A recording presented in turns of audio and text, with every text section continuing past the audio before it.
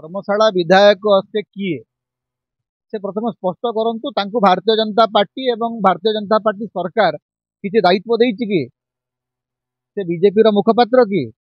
से स्वाधीन विधायक ऑफिशियली से स्वाधीन विधायक से तो सरकार रे जॉइन करि नाहंती कि भारतीय जनता पार्टी रे जॉइन करि नाहंती से सब बेले बीजेपी रो ऑफिशियल मुखपात्र भलिया कोन कथार्ता करदुंती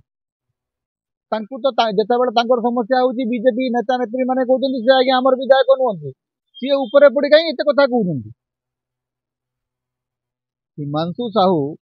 तांकु तो बीजेपी निजर विधायक बोली एपर्यंत गणी नहीं सी बीजेपी सपक्ष बा मोहन माझी सपक्ष कहबार माने कौन प्रथम जॉइन करंतु भारतीय जनता पार्टी जॉइन करंतु तापर जाइकरी आमे जानिबा ना आपण स्वाधीन विधायक स्वाधीन मत रखुना दल पर मानु नहीं जितेबले बारंबार ना जिते अभियोग आसूची से बीजेपी कहूँ ना से तो आम विधायक नुहंती ऑफिशियली कही ना बीजेपी जे हिमांशु साहू बीजेपी विधायक नुहंती एक कथा टुटू बड़ कहते कि नहीं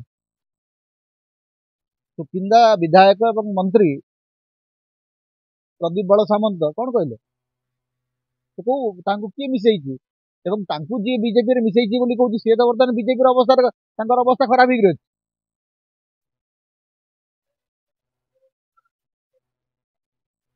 किए बेकार कथा ये जो किए कौन कौ आंटासीड किए माने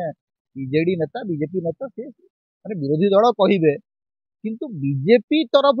हिमांशु साहू कहउछन्ती कि मोर खाली गोटे कथा जानिबार अछि जे बीजेपी तांकु किछि दायित्व देइछि ना मोहन माझी सरकार रो किछि दायित्व से अछन्ती तांकर एंटीसीडेंट कौन तांकर पोजीशन कौन बीजेपी भीतर सेटा मोर जानिबा दरकार ना आ सब कथा से गोटे कौन वक्तव्य देले ता ऊपर मु काई प्रतिक्रिया प्रकाश करी।